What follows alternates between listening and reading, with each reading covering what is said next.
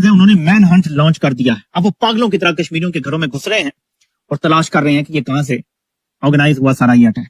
हालात बिल्कुल एक नया रुख इख्तियार कर गए हैं। इंडियन जर्नल और इंडियन मीडिया मुकम्मल तौर पर पागल हो गया है, बल्कि बावले होकर वो पड़ गए हैं। यानी इंडिया के अंदर जो ट्रेंड चल रहा है वो रिवेंज है। रिवेंज मोदी चूंकि सऊदी अरब के दौरे में, मोदी जी वापस आए, हमने आप भी नहीं छोड़ना, हमने अभी नहीं छोड़ना। और ऐसा महसूस हो रहा है कि वो जर्नल बिल्कुल सठा गए, बिल्कुल पागल हो गए। अब सवाल ये पैदा होता है कि नरेंद्र मोदी कहते हैं कि छोड़ा नहीं जाएगा, जो लोग इसके रिस्पॉन्सिबल परपिट्रेटर्स हैं, तो जाहिर है कि वो 4, 5, 6 गनमैन की बात नहीं कर रहे जिन्हें हिंदुस्तानी अखबारात ने कहा है कि 5 या 6 थे। वो बात कर रहे हैं कि इसके पीछे मास्टरमाइंड कौन है कि भारत ने पाकिस्तान के साथ सिंतास मुआहिदा मुअत्तल कर दिया है। सीधा पाकिस्तान पे इल्जाम लगा दिया है। उन्होंने कहा जी ये पाकिस्तान ने करवाया है, ये पाकिस्तान इसमें इन्वॉल्व है और ये हम करने जा। अटारी चेक पोस्ट क्लोज कर दी गई है। तीसरा बड़ा फैसला, पाकिस्तान के जितने भी नेशनल्स हैं वो भारत में ट्रैवल नहीं कर पाएंगे और उनके पास 48 घंटे हैं वापस लौटने के लिए। चौथा बड़ा फैसला, डिफेंस नेवी एडवाइजर्स जो पाकिस्तान के हैं उनको वापस भेजा जाएगा और इस्लामाबाद से भारत अपने डिफेंस नेवी और एयर एडवाइजर्स को वापस बुला रहा है। तमाम पाकिस्तानियों के भारतीय वीजे भी कैंसिल कर दिए गए हैं। भारत में मौजूद पाकिस्तानियों को 48 घंटे में मुल्क छोड़ने का हुक्म दिया गया। मैं इन जर्नलों को एक बार फिर वादे करना चाहता हूँ, आपके खिलाफ इतना तगड़ा केस इंडिया बना रहा है कि आप तसव्वुर नहीं कर सकते। इंडिया आपको वहां बांध के मारेगा अमेरिका के साथ और इसराइल के साथ मिलकर कि आपको पानी भी नहीं मिलेगा। वो कहते हैं पाकिस्तान ने करवाया, ज्यादा हमने बदला लेना।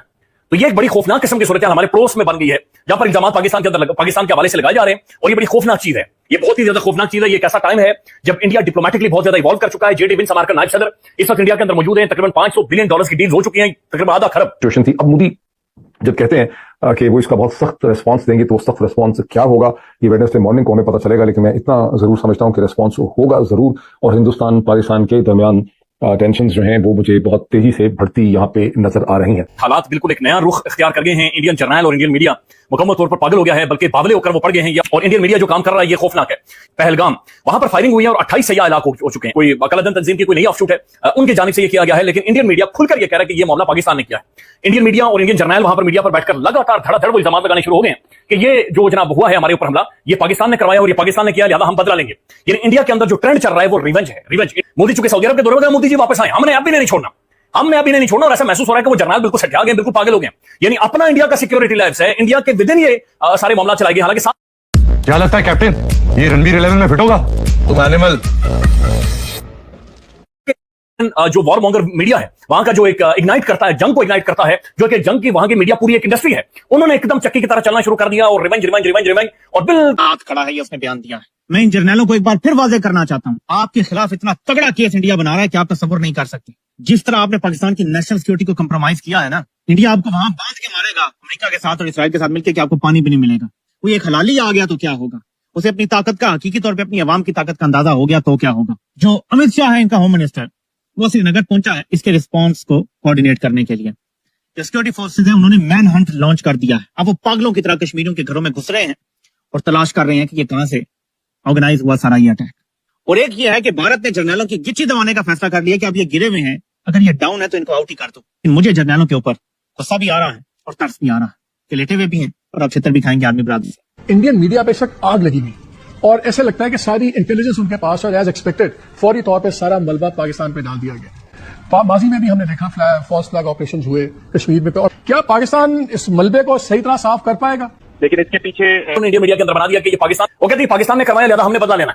तो ये एक बड़ी खौफनाक किस्म की सूरत हमारे पड़ोस में बन गई है, जहां पर इल्जाम पाकिस्तान के अंदर पाकिस्तान के हवाले से लगाए जा रहे हैं। और ये बड़ी खौफनाक चीज है, ये बहुत ही ज्यादा खौफनाक चीज है। ये एक ऐसा टाइम है जब इंडिया डिप्लोमेटिकली बहुत ज्यादा इवॉल्व कर चुका है। जेडी विंस हमारे नायब सदर इस वक्त इंडिया के अंदर मौजूद है। तकरीबन $500 बिलियन की डील्स हो चुकी हैं, तकरीबन आधा खरब उसकी डील्स इंडिया के अंदर हो चुकी हैं। एक बड़ा लेविश प्रोटोकॉल है, यानी एक बड़ी तगड़ी किस्म की उनकी ज़ियाफत की जा रही है, उनकी खिदमत की जा रही है। और बिल्कुल इंडिया को एक बहुत बड़ी तोप बनाकर अमेरिका इस वक्त पेश कर रहे हैं। अमेरिका उसे खड़ा कर रहा है, अमेरिका उसे स्टैंड कर रहा है। जेडी विंस वहां पर टीका लगा रहा है माथे पर, वहां के कपड़े पहन रहा है, उसकी फैमिली वही कपड़े पहन रही है। फिर मोदी जब सऊदी अरब गया तो फिर उसे बकायदा से वहां के जो जंगी जहाज हैं, सऊदी एयरफोर्स है, उन्होंने प्रोटोकॉल दिया। उसके बाद इस तरह का जो वाकया है, लेकिन इसका कोई ना कोई रद्द-ए-अमल इंडिया की जानिब से आएगा और ये 2019 वाली सूरत बनाई जा रही है। मेरे पाकिस्तानी जरा सूरत हाल को देखें। अमेरिका का वाइस प्रेसिडेंट भारत में और एक हमला हो जाता है मकबूजा कश्मीर। इल्जाम आता है लश्कर तैयबा, टूरिस्ट मार दिए जाते हैं। क्या जर्नलों को लगता था कि भारत के साथ दोस्ती की पींगे बढ़ाएंगे तो वहां से डसना खत्म हो जाएगा?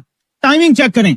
सो ट्रंप का फौरन ही मजम्मती बयान आया है और वो दहशतगर्दी के मामले। हिंदुस्तान के प्राइम मिनिस्टर नरेंद्र मोदी 2 दिन के दौरे पे सऊदी अरब में जद्दा में मौजूद थे, जहां उनके लैंड करने के चंद घंटों के अंदर अंदर ये वाकया हुआ। ये भी इसका इंपॉर्टेंट कॉन्टेक्स्ट है, इसकी इंप्लीकेशंस क्या होंगी। मोदी ने कहा जाता है कि crown prince and prime minister Saudi Arab Mohammed bin Salman MBS को इस हवाले से ब्रीफ भी किया है और सऊदी अरब से उनकी स्टेटमेंट ये सामने आई है कि जो लोग इसके रिस्पॉन्सिबल हैं परपिट्रेटर्स उनको करार वाकई तौर पर डील किया जाएगा, उन्हें स्पेयर नहीं किया जाएगा।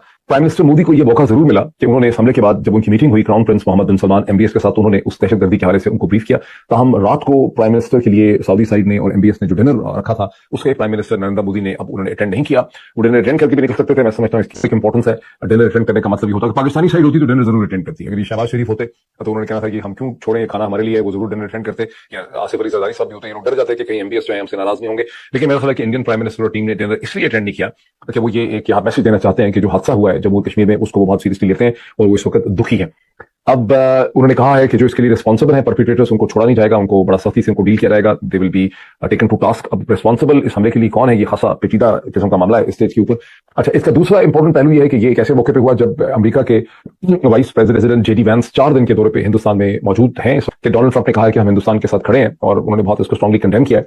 यूरोपियन यूनियन की जो फॉरेन पॉलिसी प्रेसिडेंट उर्सुला मित्रों, पहलगाम में हुए आतंकी हमले से आप सभी अवगत हो चुके होंगे। इस घटना में अभी तक 26 से 27 लोगों के मारे जाने की खबर है और 12 लोग लगभग घायल हैं। इसमें नेवी के एक लेफ्टिनेंट ब्रिगेडियर और एक खुफिया विभाग के सचिव भी मारे गए हैं। साथ ही साथ एयरफोर्स के एक विंग कमांडर भी मारे गए हैं। जो हमारे नेवी के ऑफिसर थे वो अपनी पत्नी के साथ, जिनके साथ उनका 19 अप्रैल को ही विवाह हुआ था, घूमने के लिए आए हुए थे और इसी में वह मारे गए। और दुख की बात है कि एक हफ्ते से अधिक भी नहीं हुआ था पति पत्नी को विवाह किए हुए और ये घटना उनके साथ हो गई। जहाँ तक बात है, आपको पता चल ही गया होगा कि केवल हिंदुओं को टारगेट किया गया है पर्टिकुलरली, और सभी का धर्म पूछ कर उन्हें मारा गया है। और यहाँ तक कि कुछ लोगों का कंफर्म करने के लिए वो हिंदू हैं या नहीं, जो लोग झूठ बोल रहे थे बचने के लिए, उनकी पैंट वगैरह उतार के चेक भी किया गया कि वो मुसलमान तो नहीं है। और जैसा कि आप जानते हैं कि मुसलमान खतना करवाते हैं, तो जब उन्हें श्योर हो गया कि हाँ ये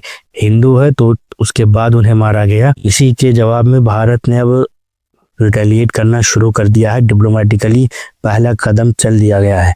आर्मी तो एक्टिव हो ही गई है और ऑपरेशन ऑल आउट चल रहा है। साथ ही साथ डिप्लोमेटिक प्रहार भी चालू हो गया है। एम्बेसी को अपने स्टाफ घटाने को कह दिया गया है। साथ ही साथ जो डिफेंस अटैचे होते हैं उनको वापस, भारत के डिफेंस अटैचे एडवाइजर्स को वापस बुला लिया गया। पाकिस्तानी डिफेंस एडवाइजर्स को भारत से बाहर निकाल दिया गया है। साथ ही पाकिस्तानियों का पूरी तरीके से भारत में आना बैन कर दिया गया है। और जो पाकिस्तानी इस समय भारत में किसी भी कारण से, चाहे वो पढ़ाई कर रहे हो या फिर मेडिकल वीजा पे आए हुए हों, सबको 48 घंटे की मोहलत दी गई है कि भारत छोड़कर वो चले जाएं। साथ ही अटारी वाघा बॉर्डर को बंद कर दिया गया है और वहां से होने वाला ट्रांजिट रूट भी बंद है, यानी कि टोटल डिस्कनेक्शन लगभग। अगर आप एक केवल डिप्लोमेटिक मिशन को छोड़ दें, यानी कि जो एम्बेसीज होती हैं उसमें कुछ आदमियों को छोड़ दें, तो कंप्लीट आइसोलेशन हो गया है इस समय, और ये होना भी चाहिए था। अब पानी को लेकर के सबसे बड़ा निर्णय आया है कि भारत ने सिंधतास मुआहदा,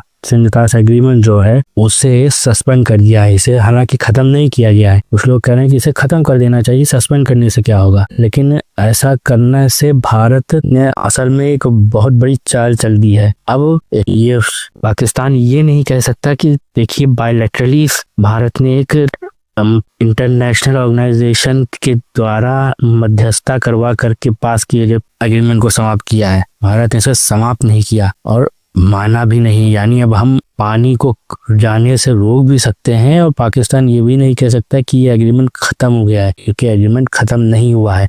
यानी ये वो वाली बात हो गई कि ना उगलते बन रहा है ना निगलते बन रहा है। पाकिस्तान को ये हरकत बहुत भारी पड़ने वाली है। साथ ही साथ अन्य चालों से भी अब पाकिस्तान को मात देने की तैयारी है। डिफेंस फोर्सेस तैयार हो गई हैं, उन्हें हाई अलर्ट पे रखा गया है। सेना के तीनों अंगों को तैयार रहने को कहा गया है। किसी भी समय कोई भी बड़ा एक्शन हो सकता है और इसी पे हमारी नजर बनी रहेगी। आपका क्या कहना है इस विषय पे हमें जरूर बताएं कमेंट सेक्शन में। साथ ही वीडियो को लाइक करें और चैनल को सब्सक्राइब करें।